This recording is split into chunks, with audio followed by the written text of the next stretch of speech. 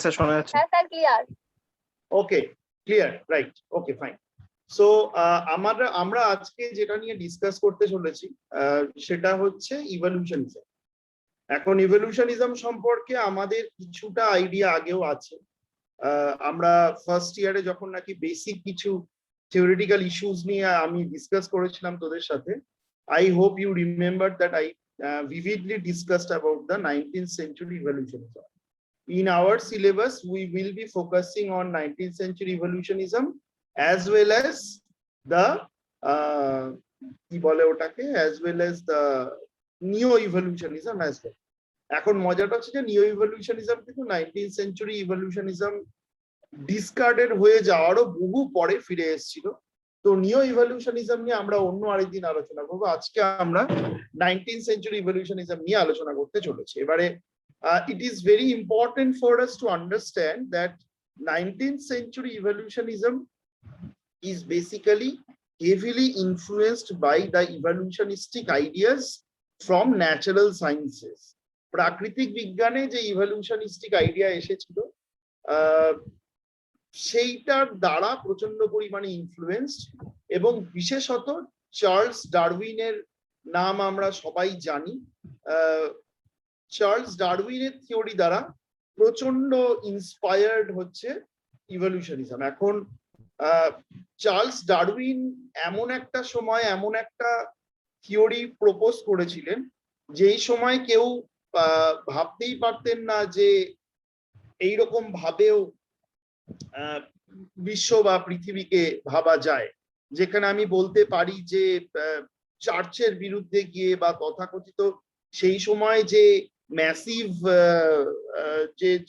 যেভাবে পৃথিবীকে দেখা হতো, মানে যে ফিলোসফি বা ট্র্যাডিশনাল নলেজের অ্যাঙ্গেল থেকে ওয়ার্ল্ডকে দেখা হতো, তার থেকে সম্পূর্ণ বাইরে গিয়ে চার্লস ডারউইনের মতো আরো বহু মানুষ, চার্লস ডারউইন একা নন, আমরা অনেকের নাম, ইনফ্যাক্ট আমার ধারণা আমি যখন নাকি তোদেরকে আগের যে ভিডিওগুলো দেখেছি সেখানেও এই নামগুলো পেয়েছিস, Adam Smith, Thomas Hobbes, John Locke, এরা প্রত্যেকেই কিন্তু ওই 1720 থেকে 1790 মানে 18th সেঞ্চুরির শুরুর দিককার স্কলার ছিলেন।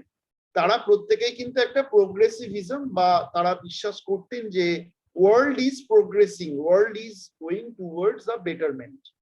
এইরকম একটা জায়গা থেকে কিন্তু তারা পৃথিবীকে তথা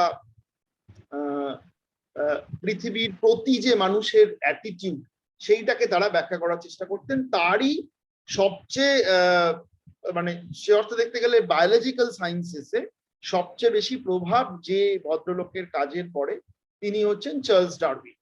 এখন Charles ডারউইনের ইভলিউশনিজম became so dominant in the entire world, and it became a huge, it was a huge paradigm shift from the earlier way of doing things. আগে মানুষ যেরকম ভাবে দেখতো তার থেকে আলাদা, সেইটা হয়ে যাওয়ার পরে কিন্তু এই ডারউইনের থিওরি প্রায় সব জায়গায় প্রচন্ড পরিমাণে পপুলারিটি লাভ করে, এবং এই পপুলারিটি লাভ করার পরে যেটা হয় সেটা হচ্ছে যে ডারউইনের থিওরি বা তথাকথিত ইভলিউশনিস্টিক থিওরি সোশ্যাল সায়েন্সেও তার প্রভাব পড়ে, এবং সোশ্যাল সায়েন্সে যখন নাকি প্রভাব পড়ে তখন ব্যাপারটা এরকম দাঁড়ায় যে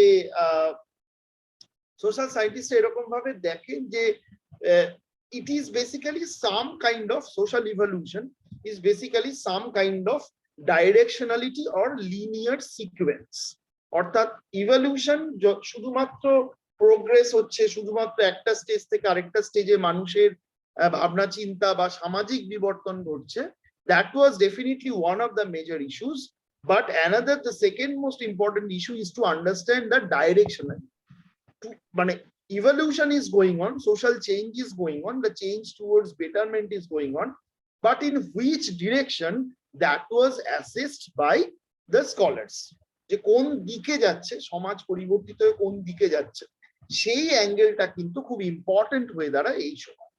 এবং এই সময় এটাও বলা হয় যে চেঞ্জ ব্যাপারটা শুধুমাত্র not in the extent of change or the degree of change, but also some fundamental change in the society. সমাজের কিছু বেসিক জায়গায় পরিবর্তন ঘটতে শুরু করলো। অর্থাৎ যে পরিবর্তনটার কথা আমি এর পরিবর্তন অনেক রকম হতে পারে, একটা কোয়ালিটেটিভ চেঞ্জ হতে পারে, একটা কোয়ান্টিটেটিভ চেঞ্জ হতে পারে, তো সংখ্যাগত পরিবর্তন হতে পারে, একটা গুণগত পরিবর্তন হতে পারে।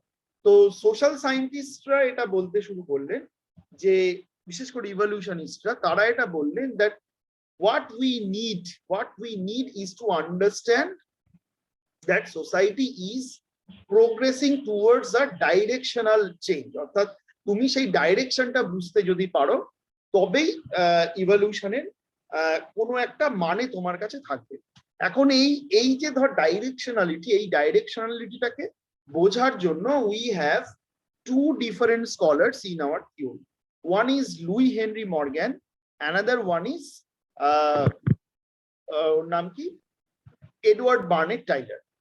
সো আমরা যদি লুই হেনরি মর্গ্যানের স্কিমটা একবার দেখি, লুই হেনরি মর্গ্যানের স্কিমটা was something like this. So we have Louis Henry, according to Luis Henry Morgan, কিছু শোনা যাচ্ছে না, পূজা তুই কিছু বলতে চাইলেও শোনা যাচ্ছে না, ইওর মাইক ইজ অফ।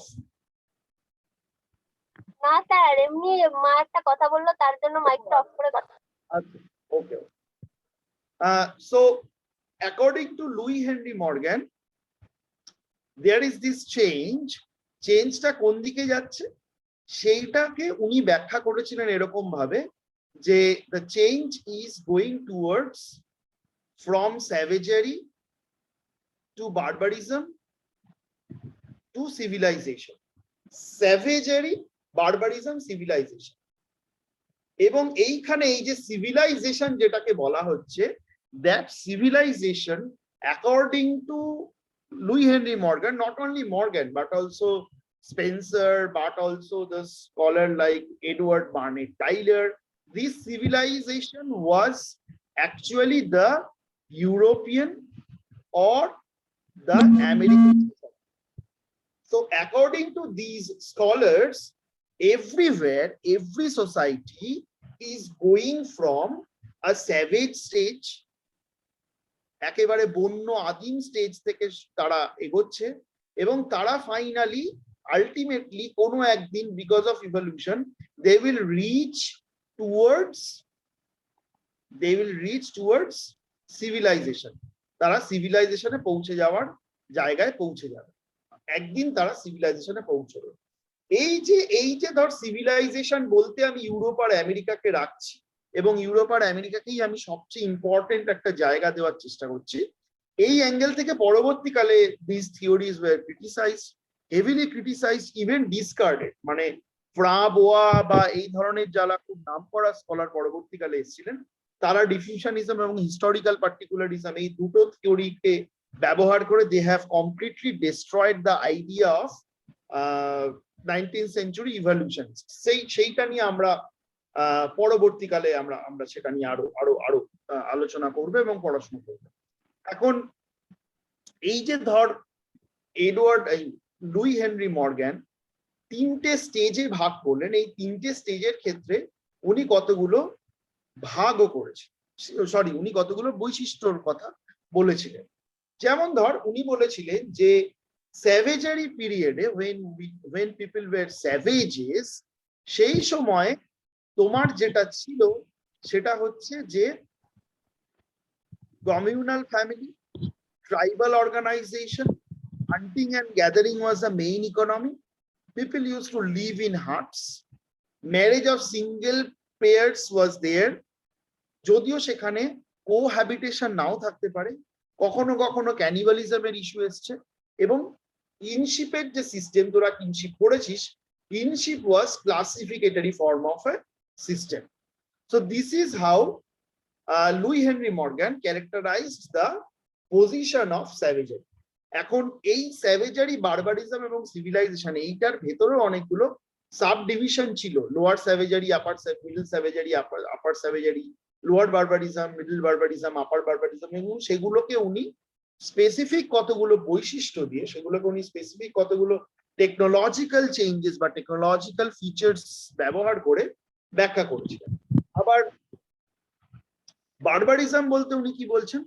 বারবারিজমে উনি বলছেন যে দেয়ার ওয়্যার, ম্যারেজ সিস্টেমে আমি কি দেখতে পাচ্ছি? ম্যারেজ সিস্টেমে আমি দেখতে পাচ্ছি that there were polygamy, People started to do horticulture. People were dependent on pastoral economy. Individual প্রপার্টির কনসেপ্ট আসছে। এর আগে পর্যন্ত যত যা প্রপার্টি ছিল সেগুলো সবই হচ্ছে commonly own property or common property. Patriarchy ঢুকছে সমাজে। So the families are becoming patriarchal families. From descriptive to classificatory form of kinship was, sorry, from kinship terminology তে একই থাকছে। So this is basically the classificatory form of kinship. এরকম কতগুলো বৈশিষ্ট্য দিয়ে Morgan বললেন যে এই সমাজটা হচ্ছে বারবারিক সমাজ বা বারবারিজম।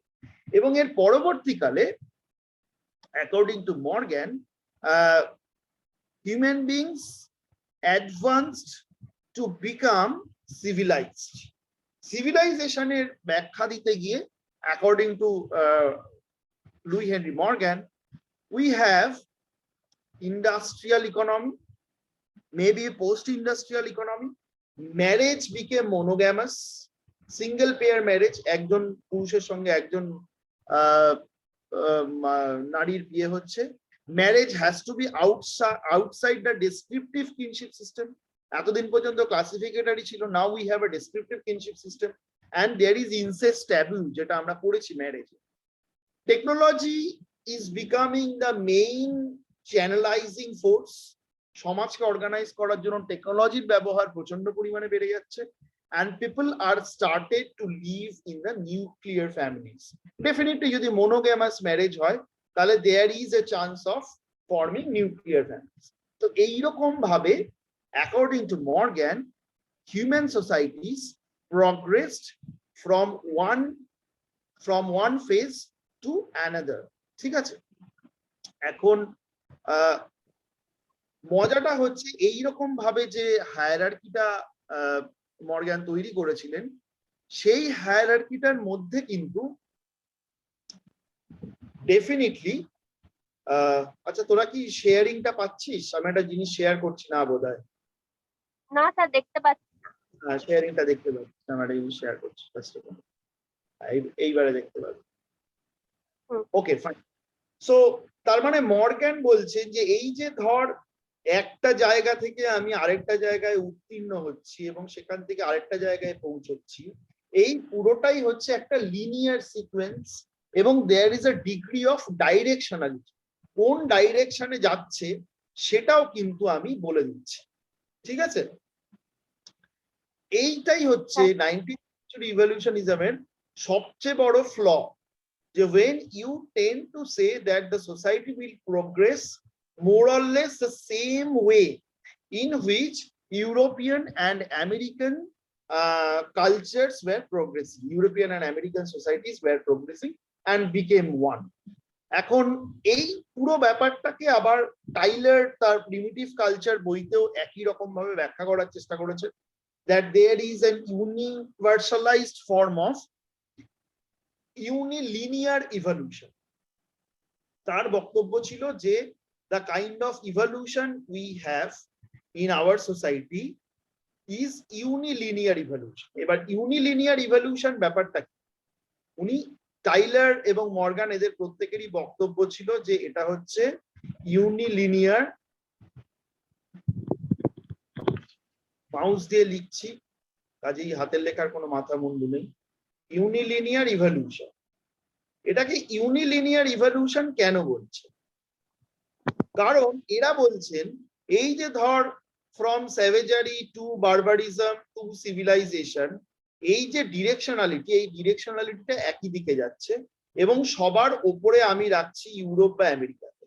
ঠিক আছে, সেই জন্যই এটা ইউনিলিনিয়ার। সো অ্যাকর্ডিং টু দেম, বিশেষ করে টাইলারের যে বক্তব্য ছিল, টাইলার কিছু রিলিজিয়াস বৈশিষ্ট্যকে ব্যবহার করেছিলেন এবং উনি একটা কনসেপ্ট এনেছিলেন যেটাকে বলা হয় কালচারাল সার্ভাইভাল।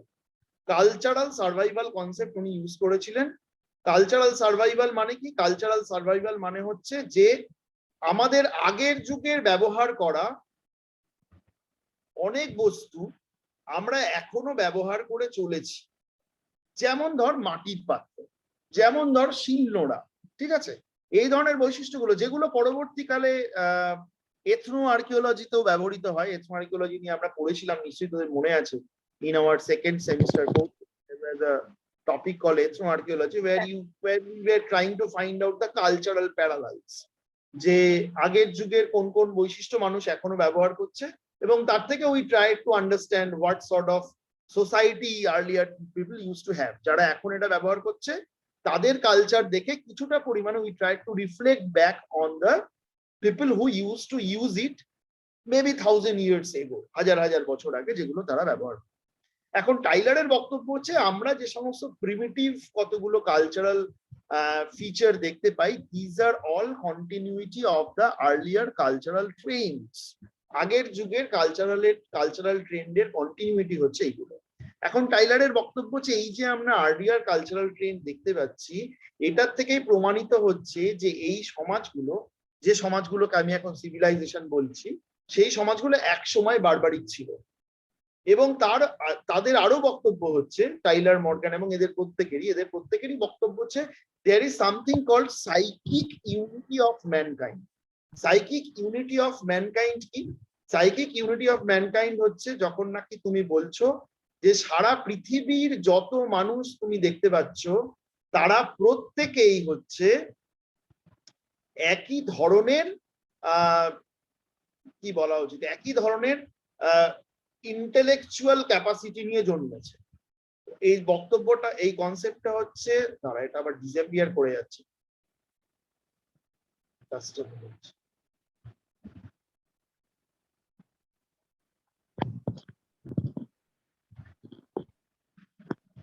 কনসেপ্টটা হচ্ছে সাইকিক, SYCHIC, সাইকিক ইউনিটি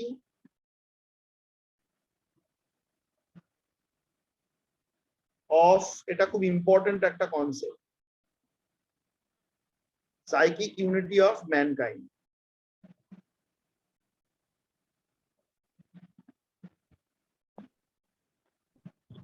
টাইলারের বক্তব্য হচ্ছে যে যেহেতু